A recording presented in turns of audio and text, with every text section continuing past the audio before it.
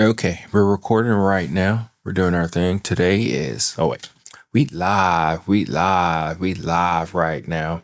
Today is Saturday, 2:51. I don't know if you need all those details, but it's all good. It's October 26th, 2024. And we're doing pretty good right now. Been having a mostly a easy, lazy day. And then I sat down on the computer for a couple of minutes. Then I started editing a video, and man, tutorial videos are so hard to do compared to other videos. But before we start talking and rambling about nothing and how it's not going to be as helpful to you as it should, the topic of the day is brewing with emotions. Okay, what am I talking about here?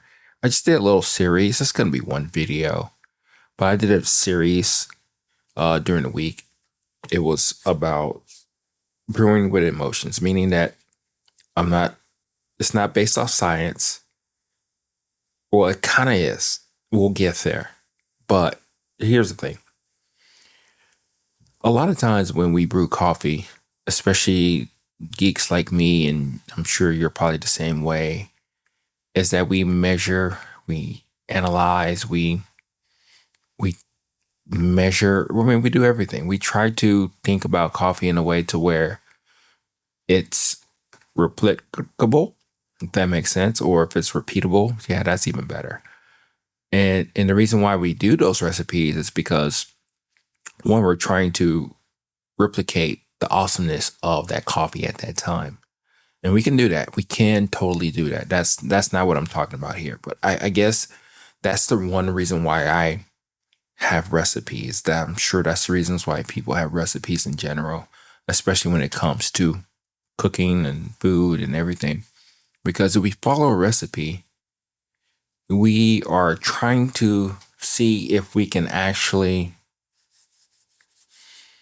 repeat that same thing with the same ingredients that recipe calls for. If there's alterations with it, that's perfectly fine. But at the end of the day, we're using our palate to enjoy and to love the thing that we're doing. I talked about this many months ago. Guides over recipes, right? And that's more so the situation that we're in right now. And I wanted to challenge myself this time to brew coffee with emotions, even though it was science based, because that's the way I've always roasted coffee.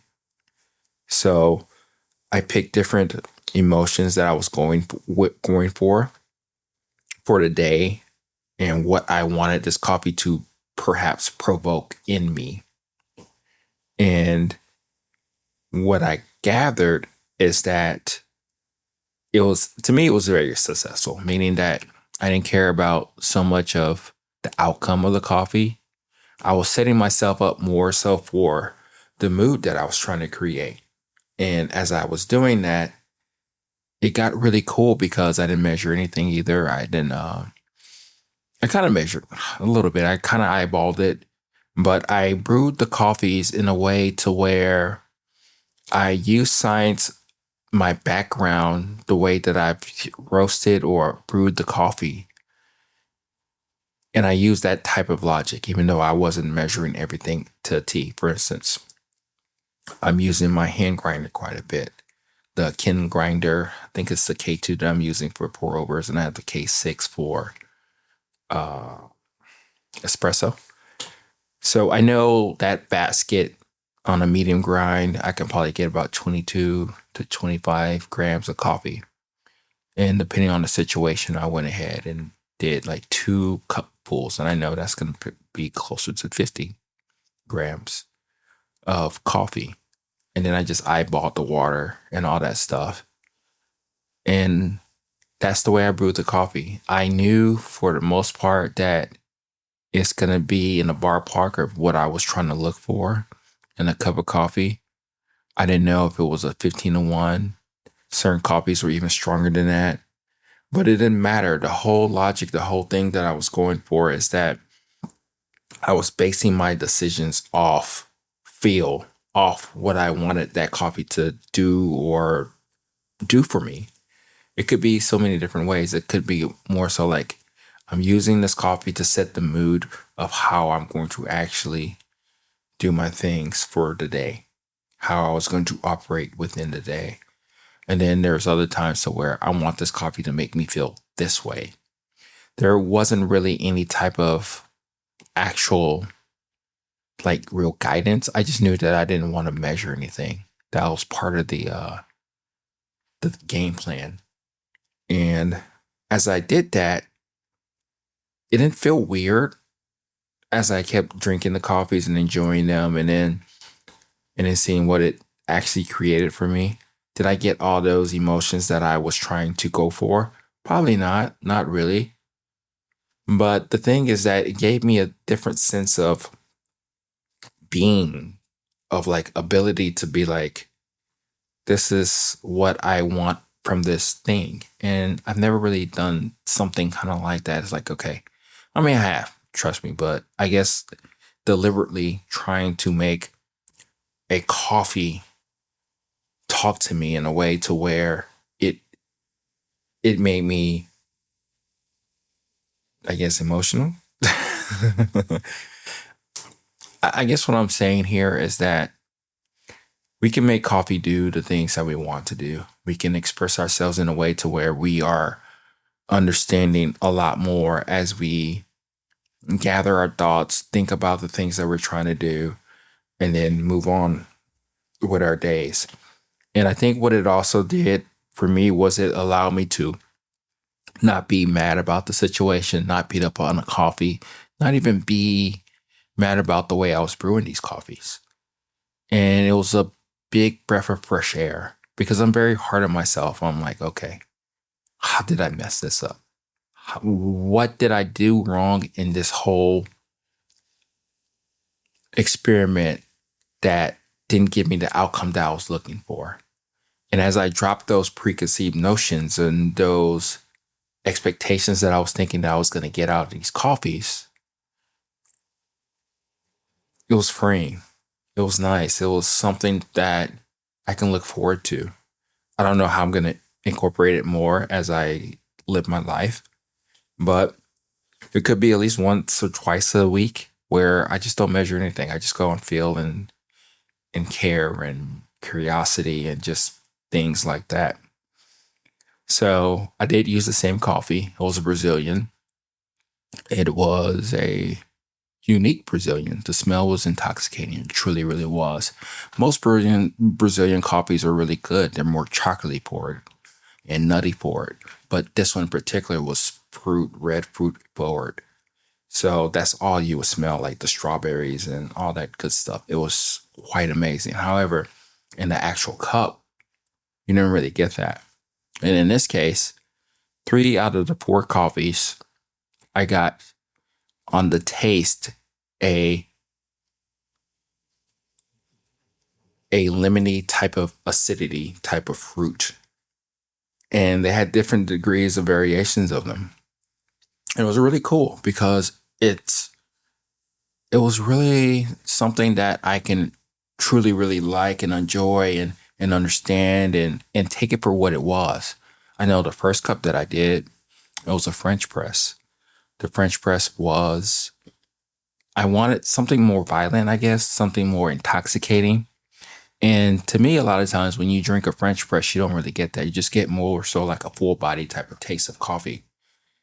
So the flavors are not as pronounced as they should be, right? With that particular type of device.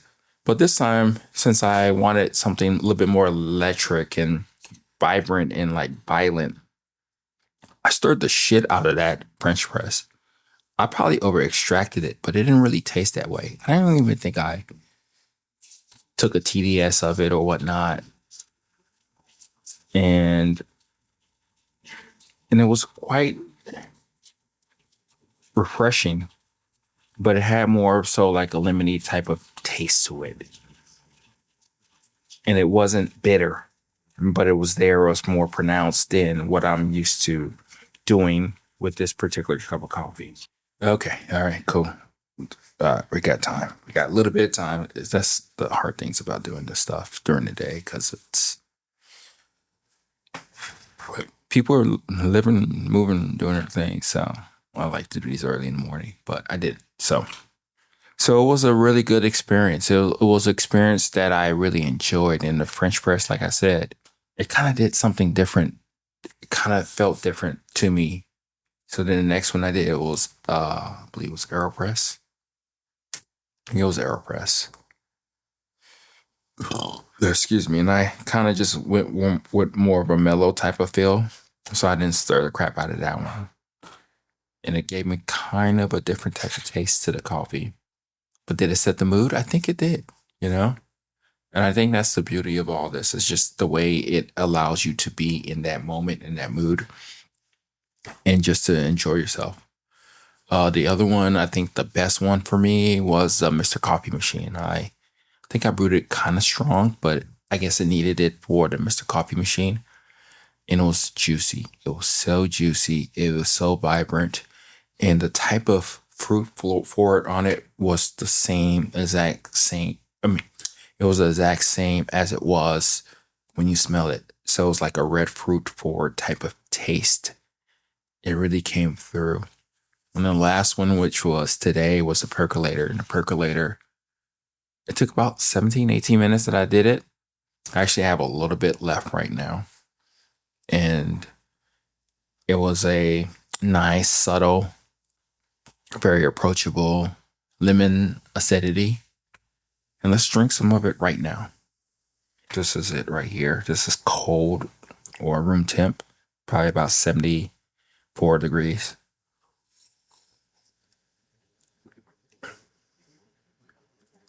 I would say it's a little bit more vibrant. I think it's probably on the stretch of being a little too bitter, the way the coffee is. So probably slightly over extracted it. It tasted less violent, less critical in the mouth, I guess, if that makes sense.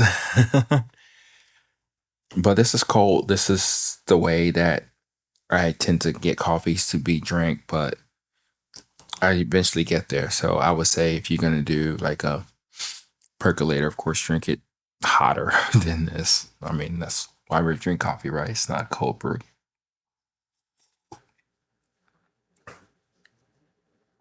But yeah, it's still tasty, still good. Like I said, the bitterness is still there. It's not as crazy bitterness, but it's still there. But that was the coffees. And I really did enjoy it. I really did enjoy the experiment.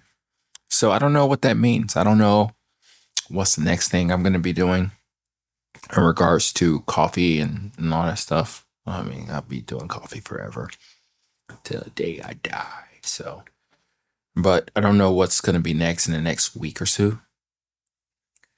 As I look at my agenda and my thoughts and kind of getting things done and all that good stuff. But it's been a lot of fun. And I'm looking forward to the challenges. I mean, if you want to tune off now, you can go tune off now if you want to. I'm just talking, rambling right now. But it's these things are challenging to me. It like I'm just constantly like, thinking about it all the time. It's like, oh damn, why am I thinking about this? Why do I want to get better? Why do I want to do this? Why do I want to share all this stuff with you? I think that's the beauty of it. And we just recently got over 100 subscribers on YouTube, which is a big deal. It's something that where was something that I didn't know when I was going to get there. I thought I was going to get there a lot sooner, but I'm still in the game. I'm still pushing through. I'm still understanding the things that we are in front of us and understanding like this is a long haul, as I mentioned in many podcasts ago. So yeah, so the experience is a lot of fun. It's a lot challenging.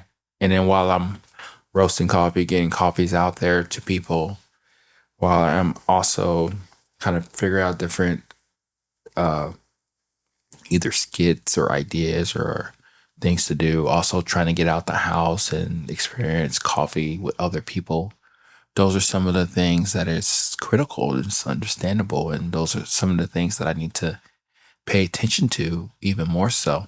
But I like the challenge. The challenge is fun. And I like the fact that even though I would like to get more topics and things from people, it's one of those things to where